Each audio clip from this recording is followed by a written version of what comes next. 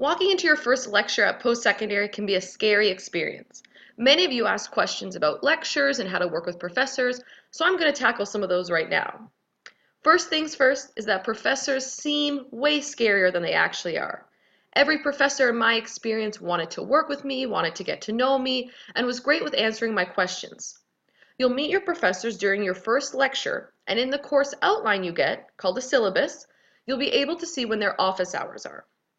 Office hours are the time and date every week where their office doors open for you to come visit and ask questions. I really encourage you to do this. This is how they'll get to know you personally, and asking questions in person is so much easier than via email. Going to office hours is also a great way to break the ice so that the professor gets to know you as a person, which is really helpful when cool opportunities come up in the future. Maybe you'll work with them. Maybe you'll use them as a reference, but they need to know you.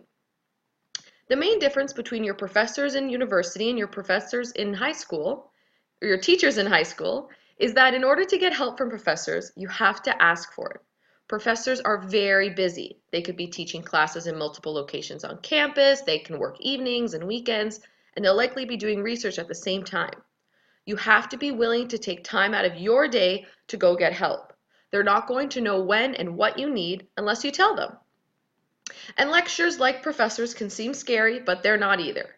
Make sure you arrive a few minutes before the start of class time. I always aim for 5 minutes.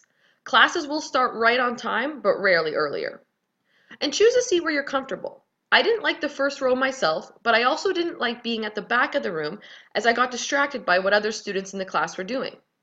Some professors will use a microphone, some won't, but they'll always check in with the class to make sure everyone in the room can hear them.